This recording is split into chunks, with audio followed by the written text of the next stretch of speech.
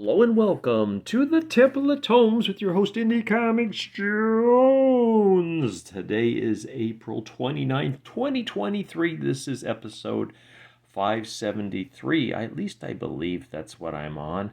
Been very busy, fallen way behind on my reading, but hopefully in the next couple of days I will catch up. I did just had some eye surgery again, my 10th eye surgery, so I'm seeing a little bit better and I'm hoping that'll help things out. Just been very busy. I'm back at work, working close to 3/4 full time now, and also building a house. So it's been quite busy, quite the busy time for me. Anyway, we're going to look at 8 Billion Genies today.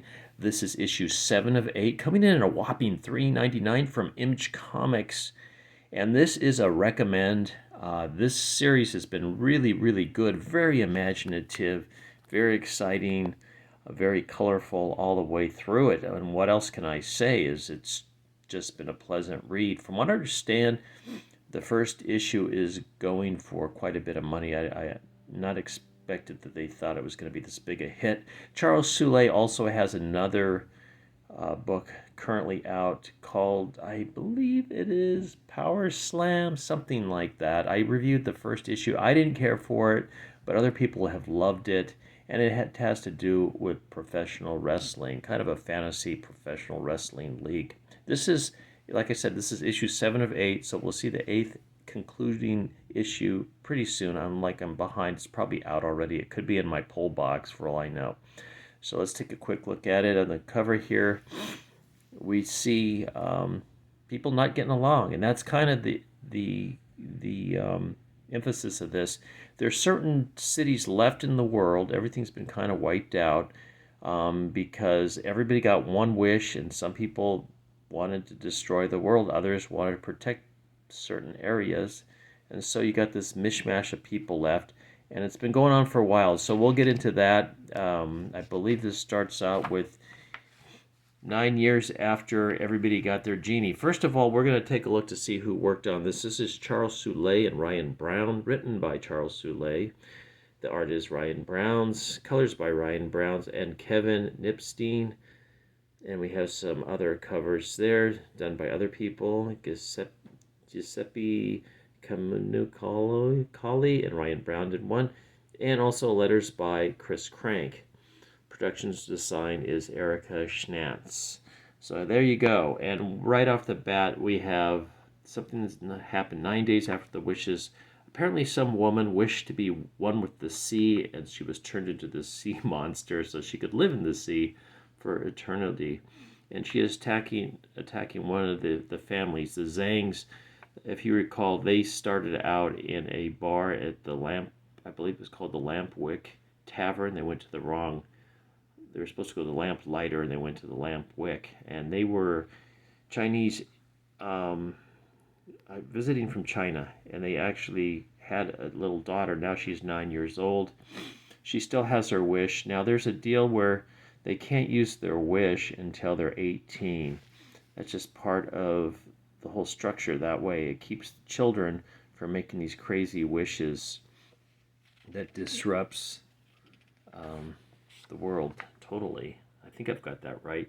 So as you can see, they're menaced by this sea creature who just does not want to be alone. She's been alone in the sea with no one to talk to.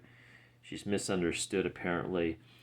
But the father, who wished to be a kind of like a superhero warrior type, a Gundam type figure, has grabbed his family and wished them away to the city of El Futuro. Now there's these little outposts all over. They all have different names, and we'll see a map showing where they all are in a little bit. The Earth's been changed by wishes, and as you can see, the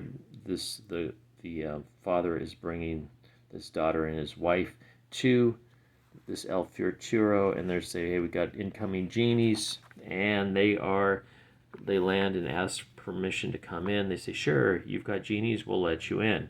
And here we get our update, and this is actually the name of this one, the first 8 decades of Genie, however you want to say this, Genie impact. So you can kind of see how the Earth has got a piece of it bit out of it. There's a hole there, a hole there. Florida is completely gone.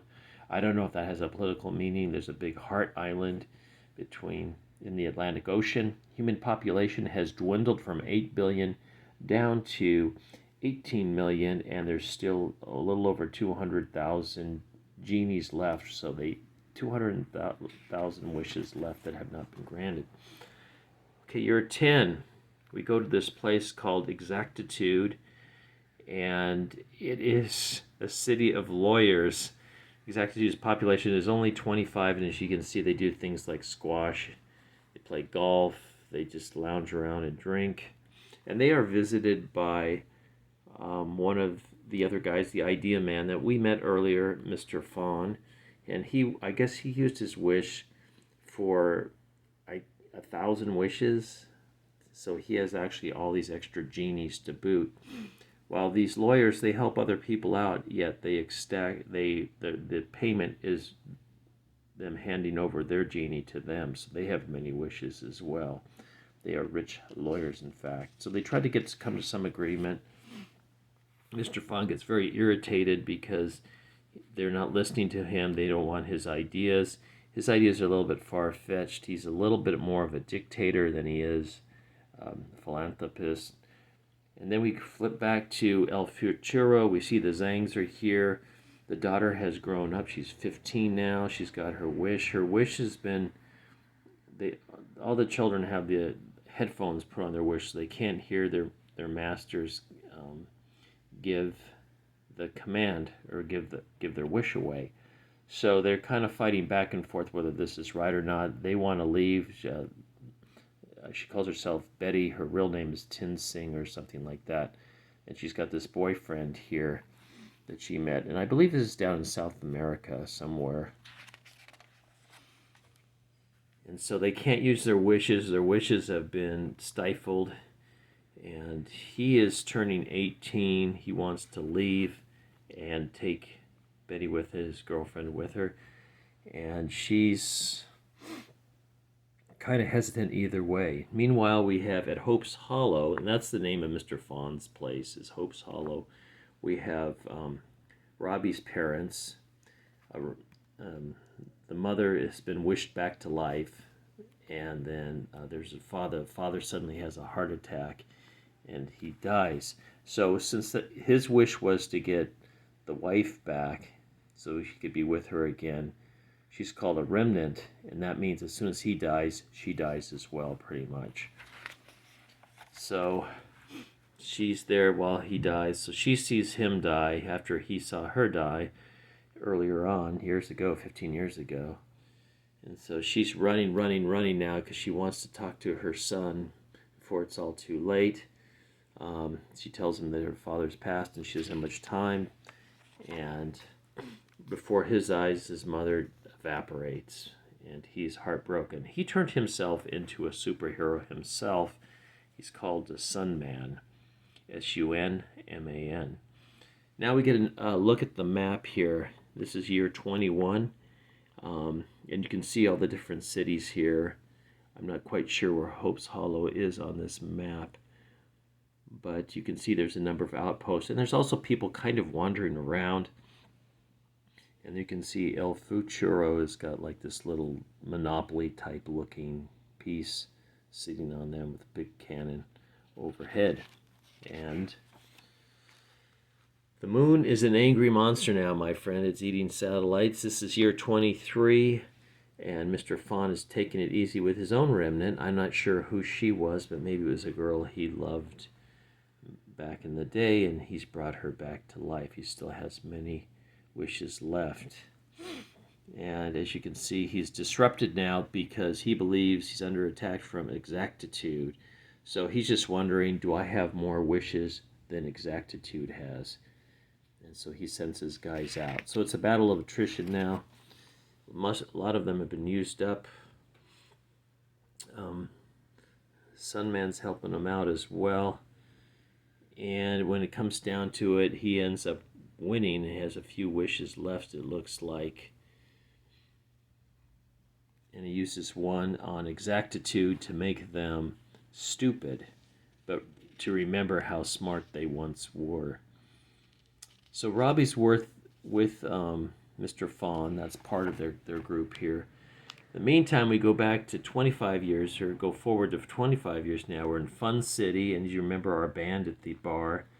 I can't remember their name, but one of them has passed on. I believe he was the guitarist. And meanwhile, it looks like the drummer and the other band member have gotten together and are now married, and they live the rest of their life together. Actually, they have like a funeral pyre for him in Fun City. They gave up they still have their wishes, I guess, or at least the woman does. Then we jump another year ahead to El Futura, so it's a lot of jumping around here, and you really have to have read the first 7 issues to be familiar with these characters. It's worth the read, though. I think you should go ahead and look into it. I'm not going to give the whole thing away, but I'll let you look at it real quick. Because there is some more things that have moved on. And it takes us all the way through to year 45. And then we skip to year 80. So we're at like 80 years after the Genies arrived. So the people that survived are now all old and have either passed on or just are elderly now. But there's still more to come, one more issue, and we'll find out what that's going to be all about as we go into the galaxy, the Milky Way. Zooming in here. And there you have it. Let's see what else we've got from 8 Billion Genies. Okay, final issue coming out. It's probably already out in stores. Like I said, this is a recommend. You can catch up on all the other issues. I know they did reprints of these, and there'll probably be a graphic novel because this seemed to have been a hit. I think you said the first issue was selling for like $50. I'm not sure if that's still the case, but when they first came out, it really jumped up in price because it became very popular. We also have Charles Soule's Curse Words. That's available in trade paperback. God Hates Astronauts, the Omni-Megabus, trade paperback by Ryan Brown. There you go, the artist who was in for 8 Billion Genies, and finally our closing shot. So there you go. 8 Billion Genies is a recommend. Sorry, I ran a little bit long on this one. I haven't talked to you guys in a while, so once again, thanks for stopping by and watching this video review of 8 Billion Genies, issue number 7. As always, please like, please subscribe. If you haven't, please leave comments, and we'll see you next time on the Temple of Tomes. This is Indie Comics Jones bidding you adieu.